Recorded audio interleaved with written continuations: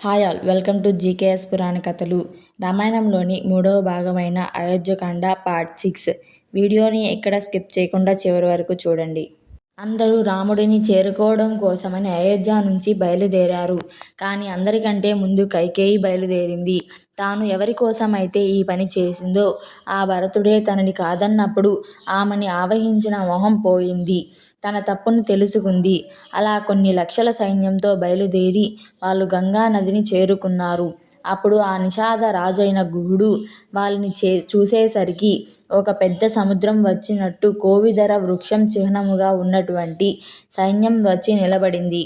అప్పుడు గుహుడు తన బంధువులని, సైన్యాన్ని, యువకుల్ని పిలిచి, భరతుడు ఇంత సైన్యంతో వచ్చాడంటే ఖచ్చితంగా మనందరినీ చంపడం కోసమైనా వచ్చి ఉండాలి.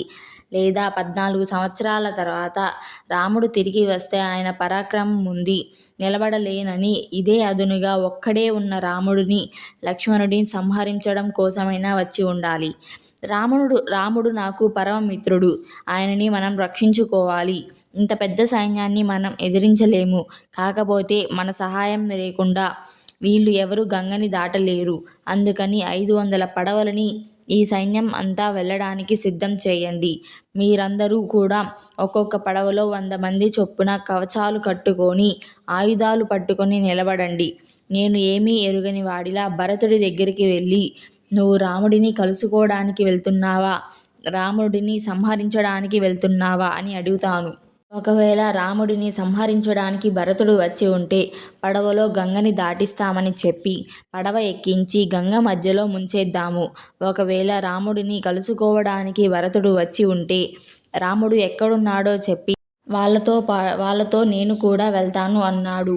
అప్పుడు ఆయన కొంత మాంసము, పుష్పములు, ధాన్యములు, కందమూలములు, తేనె పట్టుకొని భరతుడు వీడిది చేసిన గృహం దగ్గరికి వెళ్ళాడు. గృహుడు రావడాన్ని చూసిన సుమంత్రుడు లోపలికి వెళ్ళి భరతుడితో, భరత, నువ్వు రాముడు ఎక్కడున్నాడో అని వెతుకుతున్నావు కదా. రాముడు ఎక్కడున్నాడో గుహుడికి తెలుస్తుంది. రాముడికి గుహుడి మీద అపారమైన ప్రేమ, అలాగే గుహుడికి రాముడి మీద అపారమైన భక్తి అని చెప్పగానే భరతుడు గుహుడిని లోపలికి ప్రవేశపెట్టమన్నాడు. శ్లోకం: యదా తుష్టః తు భరతః రామస్య ఇహ భవిష్యతి సా ఇయం స్వస్తిమయీ సేనా గంగం ఆద్య తరిష్యతి. లోపలికి వెళ్ళిన గుహుడు తాను తీసుకొచ్చిన వాటిని అక్కడ పెట్టి, నువ్వు ఈ రాజ్యాన్ని దశరథ మహారాజు గారి వల్ల పొందావు. ఇంక నీ తృప్తి తీరక రాముడిని చంపుదామని వచ్చావా, లేకపోతే రాముడిని కలుసుకుందామని వచ్చావా? నాకు మనసులో శంకగా ఉంది. నిజం చెప్పు భరత, ఎందుకు వచ్చావు ఇక్కడికి అని అడిగాడు. అప్పుడు భరతుడు, నువ్వు అన్నమాట వలన నాకు బాధ కలిగినా నీ అమాయకత్వం నాకు తెలుస్తుంది. నేను ఈ గంగ దాటి భరద్వాజ ఆశ్రమానికి వెళ్ళి ఆ ఆశ్రమం దగ్గరలో ఉన్న రాముడిని కలుసుకోవాలని అనుకుంటున్నాను అన్నాడు. సరే, నువ్వు రాముడిని కలుసుకోవాలని వచ్చావు. మరి నీ వెనకాల ఇంత సైన్యం ఎందుకు వచ్చింది అని గుహుడు భరతుడిని ప్రశ్నించాడు. అప్పుడు భరతుడు, ఆకాశమంత నిర్మలమైన మనసుతో ఒక తమ్ముడు ఒక అన్నగారిని రాజ్యం కోసం చేపట్టుటువంటి దురాలోచన ఎన్నడూ రాకుండగాక, ఒక తమ్ముడు అన్నగారి గురించి ఎప్పుడన్నా ఆలోచిస్తే అన్నగారి కాళ్ళు పట్టి నమస్కరించడానికి మాత్రమే ఆలోచించేటటువంటి సౌజన్యం నిలబడుగాక అన్నాడు. ఈ మాటలు విన్న గుహుడు, ఇక్ష్వాకు వంశంలో పుట్టిన నీకే చెల్లిందయ్యా ఈ మాట చెప్పడం. నాకు చాలా సంతోషంగా ఉంది. మీ ఇద్దరూ కలిస్తే చూసి మురిసిపోవాలని ఉంది. దగ్గరుండి గంగని దాటించి నేను మీతో వస్తాను. రాముడు ఇక్కడే పడుకొని వెళ్ళాడు. నన్ను తన తల మీద మర్రి పాలు పొయ్యమన్నాడు. జటలు ధరించి నారచీరలు కట్టుకొని వెళ్ళాడయ్యా రాముడు అని అన్నాడు. ఆ రాత్రి భరతుడు రాముడి గురించి ఆలోచిస్తూ తన వల్ల రాముడు ఇన్ని కష్టాలు పడుతున్నాడని, భరతుడు ఉండడం వలన నిద్ర పట్టక గుహుడిని పిలిచి, నాకు రాముడి గురించి ఏదైనా చెప్పు అని అడిగాడు. అప్పుడు గుహుడు, రాముడు ఇక్కడికి వచ్చి ఇంగుది వృక్షం కింద కూర్చున్నాడు. అప్పుడు నేను ఆయనకి అన్నము, కందమూలములు, తేనె మొదలైనవి తీసుకువెళ్ళాను. అప్పుడు రాముడు, నేను క్షత్రియుడిని, ఒకరికి మేము ఇవ్వాలి. ఇతరుల దగ్గర మేము తీసుకోకూడదు. మా తండ్రి గారికి ఇష్టమైన ఆ గుర్రాలకి కొంచెం దాన పెట్టు. ఆ గంగ నుంచి కొన్ని నీళ్లు తీసుకురా. అవి తాగి పడుకుంటానయ్యా అన్నాడు. అప్పుడు నేను గంగ నుంచి కొన్ని నీళ్లు తీసుకువచ్చి వాళ్ళకి ఇచ్చాను. సీతారాములు తాగగా మిగిలిన నీళ్ళని లక్ష్మణుడు కళ్ళకి అద్దుకొని తాగాడు. అప్పుడు నేను రాముడిని లోపల హంసతూలికా తల్పం మీద పడుకోమనగా ఆయన నేను ఇప్పుడు ఒక తపస్సిలాగా బతకాలి అని చెప్పి లక్ష్మణుడు తీసుకువచ్చిన దర్భగడ్డి మీద పడుకున్నాడు. రాముడు పడుకోయే ముందు లక్ష్మణుడు సీతారాముల పాదములు కడిగి తడిగుడ్డతో తుడిచాడు. అప్పుడు సీతమ్మ రాముడి భుజాన తలగడగా చేసుకొని పడుకుంది.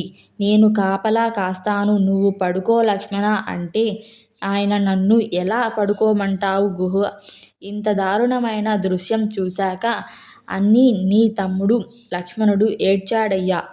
ఇదిగో ఈ గడ్డి మీదే సీతారాములు పడుకున్నారు అని గుహుడు సీతారాములు పడుకున్న గడ్డిని భరతుడికి చూపించాడు. అప్పుడు భరతుడు సీతారాములు పడుకున్న ఆ గడ్డి దగ్గరికి వెళ్ళి చూడగా ఒకవైపు గట్టిగా ఒత్తుకొని గడ్డి భూమిలోకి నొక్కుకొని ఉంది. ఇది రాముడు పడుకున్న చోటని భరతుడు గ్రహించాడు. శ్లోకం మాన్య సవర్ణ సుప్త సీత అస్మిన్ శయనే తదా తత్ర తత్ర హి దృశ్యాంతే సక్తః కనక బిందవః.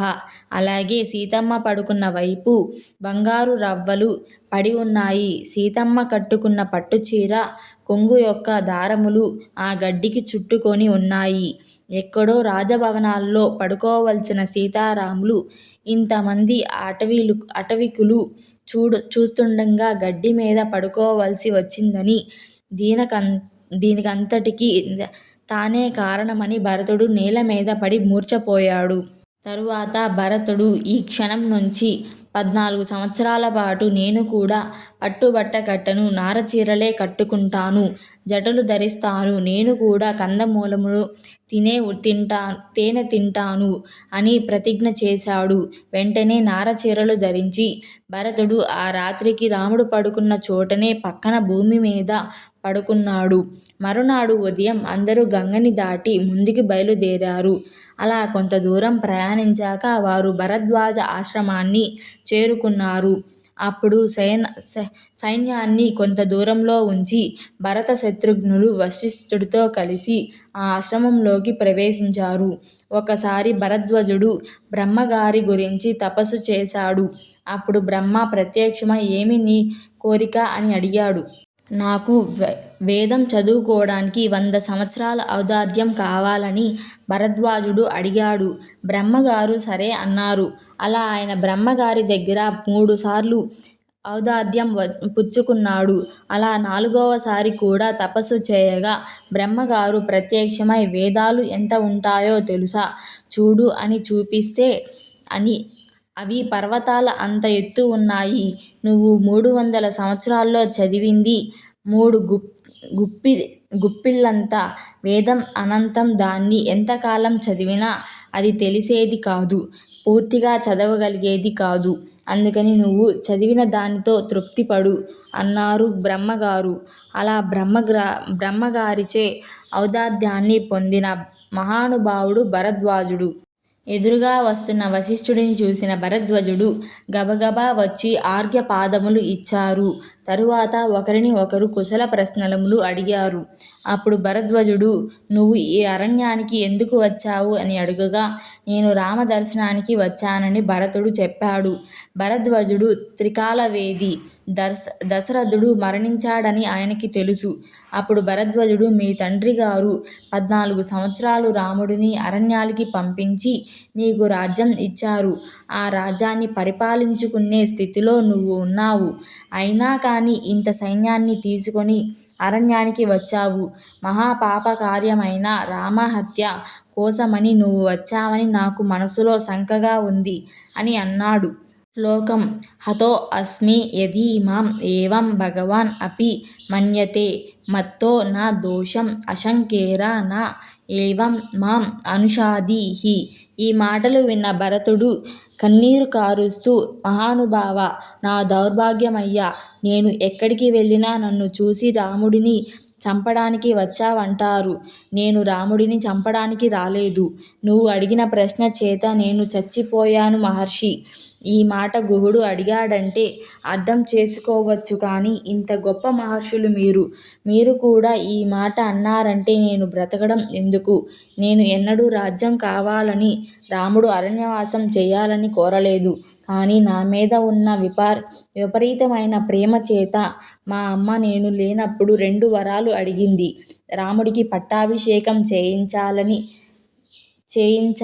అరణ్యానికి వచ్చాను. నేను రాముడిని చంపితే దుర్మార్గుడిని కాదు మహర్షి అని ఆయన పాదాల మీద పడి ఏడ్చాడు. అప్పుడు భరద్వాజుడు, నువ్వు ఎటువంటి వాడివో నాకు తెలుసు భరతా. నువ్వు ఇటువంటి దురాలోచనలు చెయ్యవని తెలుసు. అయినా నేను నిన్ను ఎందుకు అడిగానో తెలుసా? నీ శీలం ఎటువంటిదో లోకానికి చెప్పడం కోసమని నేను ఈ మాట అడిగాను. నువ్వు నీ మాట యందు నిలబడెదవుగాక అని ఆశీర్వదించిన పిమ్మట, నాయనా, ఈ రాత్రికి నా ఆతిథ్యాన్ని స్వీకరించు అన్నాడు. అప్పుడు భరతుడు, మీరు నాకు అర్ఘ్యం పాద్యం ఇచ్చారు. నాకు ఇంతకన్నా ఏమి కావాలి? నాకు ఏమీ వద్దు అన్నాడు. మరి నీ సైన్యాన్ని ఎక్కడ పెట్టావు అని భరద్వాజుడు అడగగా, సైన్యాన్ని ఇక్కడికి తీసుకువస్తే ఆశ్రమం పాడవుతుందని వాళ్ళని దూరంగా పెట్టాను అని భరతుడు అన్నాడు. అప్పుడు భరద్వాజుడు, అంత దూరంగా ఎందుకు పెట్టావయ్యా? ఇవాళ నేను ఆతిథ్యం ఇవ్వాలని అనుకుంటున్నాను. కావున నువ్వు నా ఆతిథ్యాన్ని తీసుకొని వెళ్ళవలసిందే. నీ గుర్రాలకి, ఏనుగులకి, ఒంటెలకి, సైన్యానికి, పురోహితులకి, మంత్రులకి, నీ తల్లులకి ఎటువంటి ఆతిథ్యం ఇవ్వాలో అటువంటి ఆతిథ్యం ఇస్తాను అన్నాడు. శ్లోకం అహయే విశ్వకర్మణం అహం త్వష్టారం ఏవచ ఆతిథ్యం కర్తం ఇగచ్ఛామి తత్ర మే సవిధాయితం అహవ్యే దేవా గంధర్వాన్ విశ్వా వసు మహాహువన్ తథైవ అప్సరసో దేవీర్గంధర్విః చ అపి సర్వేషః ఇహ మే భగవాన్ సోమౌ విధాతం అన్నం ఉత్తమం భక్ష్యం భోజ్యం చ జోష్యం లేహ్యం చ వివిధం బహు తత్ర రాజా అసనం దివ్యం వజ్జనం ఛత్రం ఏవ చ.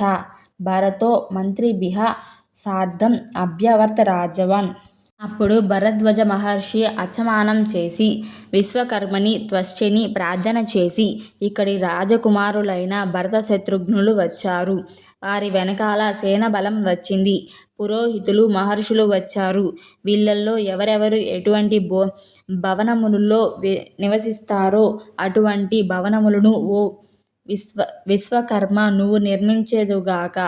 రాజులు నివసించే వాటిని హర్మములు, బాగా డబ్బున్న వాళ్ళు ఉండేవాటిని ప్రసాదములు అని అంటారు. విశ్వకర్మ ఉత్తర క్షణంలో ఎవరికి కావలసిన భవనాన్ని వాళ్ళకి నిర్మించాడు. తరువాత ఆయన కుబేరుడిని, బ్రహ్మగారిని ప్రార్థన చేసి, కుబేరా, నీ దగ్గర ఉన్న 1000 మంది అప్సరసల్ని పంపించు. ఓ బ్రహ్మదేవా, నీ దగ్గర ఉన్న అప్సరసల్ని కూడా పంపించాలి. వారితో పాటుగా నారదుడు, తుంబురుడు, హుహు అనే దేవగాయకులు రావాలి. అలాగే ఇక్కడ పాయసం ఏరులై ప్రవహించాలి. పులియ పుట్టిన పళ్ళ నుంచి, పిండి నుంచి, బెల్లం నుంచి పుట్టిన కళ్ళు ఇక్కడ నదులుగా ప్రవహించాలి. ఏనుగులు, గుర్రాలు, ఒంటెలు తినడానికి కావలసిన ఆహారం గుట్టలు గుట్టలుగా పడిపోవాలి. పర్వతాల్లా అన్నపు రాసులు ఏర్పడాలి. వాటితో పాటు కూరలు, పచ్చళ్ళు, పులుసులు కావాలి. ఇవన్నీ తిన్నాక జీర్ణం అవ్వడానికి శొంఠి, లవంగం, ఇంగువ కలిగిన యవ్వనపు పెరుగు కావాలి. ఆకలి పుట్టించడానికి కొంచెం పుల్లగా ఉన్న పెరుగు కావాలి.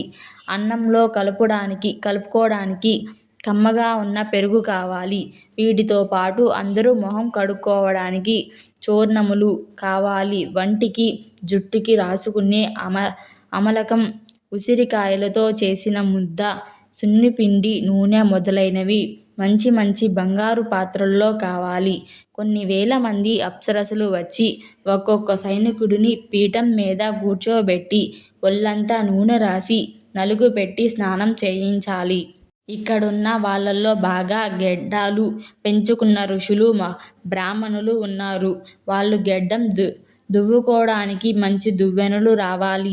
వీళ్ళు ఇవన్నీ తిన్నాక ఇంకా తినాలనిపిస్తే తొందరగా జీర్ణం అవ్వడానికి ఔషధాలు కావాలి. అందుకని ఓ సోముడా, చంద్రుడా, మీరు ఇవి సిద్ధం చేయండి. అప్సరసలు నాట్యం చెయ్యాలి. ఇప్పటికిప్పుడు ఇక్కడ పెద్ద పళ్ళతో వెలగ చెట్లు, పనస చెట్లు పుట్టాలి. ఎక్కడెక్కడి నుంచో చిలుకలు రావాలి. కుబేరుడి రథమైన చైత్ర రథం రావాలి. మామిడి చెట్లు పుట్టాలి. కుంకుడు చెట్లు పుట్టాలి. వీటితో పాటు ఎవరికి ఎంత వేడి కావాలో అంత వేడితో నీళ్లు పుట్టాలి. అందరికీ కట్టుకోవడానికి బట్టలు, తొడుక్కోవడానికి చెప్పులు కావాలి. భరతుడి కోసం ఒక బ్రహ్మాండమైన హార్మం ఏర్పడాలి అని ప్రార్థించాడు.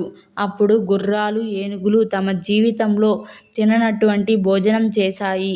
ఒక్కొక్కడికి నలుగురు అప్సరసలు నలుగు పెట్టి స్నానం చేయించారు. భరతుడు తన మంత్రులతో కలిసి ఆ హార్మంలోనికి ప్రవేశించారు. అందులో ఒక పెద్ద వేదిక, దానిమీద కనకపు సింహాసనం, దానిమీద ఒక పెద్ద గొడుగు ఉన్నాయి. లోపలికి వెళ్ళిన భరతుడు ఆ సింహాసనం మీద రాముడు కూర్చున్నట్టు భావించి కిందన ఉన్న పాదపీఠానికి తగిలేటట్టు నమస్కారం చేసి చామరాన్ని ఒక్కసారి విసిరి, ఇవన్నీ రాముడికి చెందవలసినవి అని మంత్రి కూర్చునే చోట కూర్చున్నాడు. అప్పుడా సభలోకి రంభ మొదలైన వారు వచ్చి నాట్యం చేశారు. అలాగే నారదుడు, తుంబురుడు మొదలైన వారు వచ్చి పాటలు పాడారు. ఏదన్నా తాగడానికి ఉంటే బాగుండు అని భరతుడు అనుకున్నాడు. అంతే, వెంటనే అక్కడ ఒక పాయసపు నది ప్రవహించింది. అందరూ ఆ నది నుంచి ఎంత కావాలో అంత పాయసాన్ని బంగారు పాత్రల్లో ముంచుకొని తాగారు. అందరూ అన్నిటినీ బాగా అనుభవించారు. సైనికులందరూ బాగా తినేసి తాగేసి పడుకుంటే అప్సరసలు వచ్చి వాళ్ళు కాళ్ళు పట్టారు. అప్పుడు ఆ సైనికులు, మనం వెనక్కి అయోధ్యకి వెళ్ళొద్దు, ముందు చిత్రకూట పర్వతాలకి వద్దు, ఇక్కడే భరద్వాజ ఆశ్రమంలో ఉండిపోదాము అని సంతోషంతో కేకలు వేస్తున్నారు. ఏనుగులు, గుర్రాలు కూడా ఆనందపడ్డాయి. మరునాడు తెల్లవారేసరికి అన్నీ అదృశ్యమయ్యాయి. తరువాత భరతుడు, కౌసల్య, సుమిత్ర, కైకేయి వచ్చి భరద్వాజ మహర్షి పాదాలకు నమస్కారం చేశారు.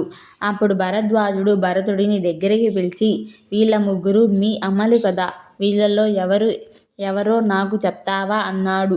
అప్పుడు భరతుడు, సుమిత్ర చెయ్యి పట్టుకొని ఉన్న ఈ అమ్మ సింహంలా నడవగలిగినవాడు, అతిథి దాతిని కన్నట్టు రామచంద్రుడిని కన్న తల్లి మా అమ్మ కౌసల్య, వీరులు పరాక్రమవంతులైన లక్ష్మణ, శత్రుఘ్నులను కన్న తల్లి ఈ సుమిత్ర.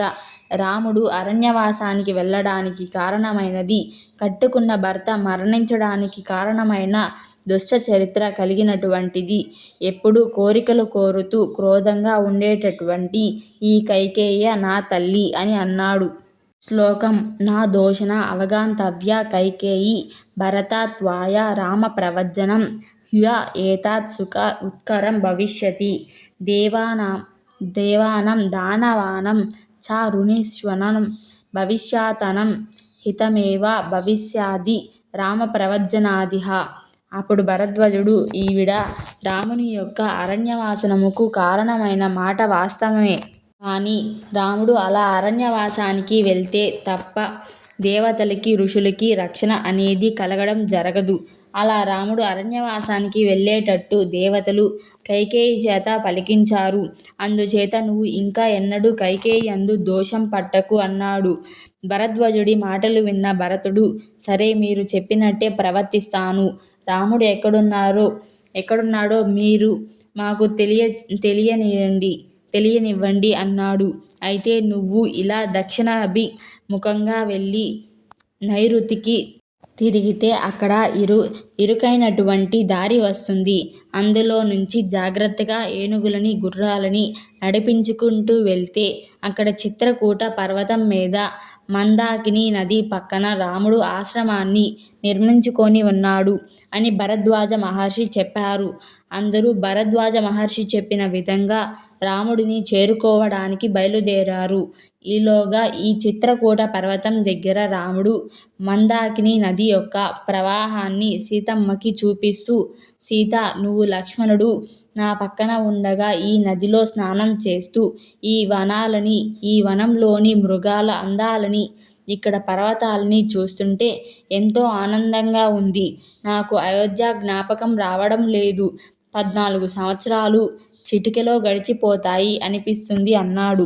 అప్పుడు లక్ష్మణుడు తాను వేటాడి తీసుకువచ్చిన జంతువు మాంసాన్ని కాల్చి రాముడికి తినమని ఇచ్చాడు. రాముడు దాన్ని తిని, ఇది చాలా బాగుంది సీత, నువ్వు కూడా తిను అన్నాడు. అలా తాను తెచ్చిన మాంసాన్ని సీతారాములు భుజిస్తుండగా చూస్తున్న లక్ష్మణుడు పొంగిపోయాడు. అన్న వదినల్ని సంతోషపెట్టానని వాళ్ళు పొందుతున్న ఆనందాన్ని చూసి తాను ఆనందపడ్డాడు. రాముడి దర్శనం చేసుకోవాలని భరతుడు వేగంగా ముందుకి వెళ్తున్నాడు. అప్పుడు ఆయనకి కొంత దూరంలో పొగ కనిపించింది. అలాగే చెట్లకి గుడ్డలు కట్టి ఉన్నాయి. లక్ష్మణుడు రాత్రిపూట మందాకిని నుంచి నీరు తెచ్చేటప్పుడు దారి మరిచిపోకుండా ఉండడానికి ఇలా చెట్లకి గుడ్డలు కట్టాడని భరతుడు గ్రహించాడు. ఇంకా రాముడు ఎంతో దూరంలో లేడని భరతుడు ఆ ఆశ్రమం వైపు వేగంగా పరుగులు తీశాడు. ఇంతటితో అయోధ్యకాండ పార్ట్ 6 ముగిసింది. ఇలాంటి వీడియోస్ మీకు మరిన్ని కావాలంటే జీకేఎస్ పురాణ కథల్ని సబ్స్క్రైబ్ చేసుకోండి.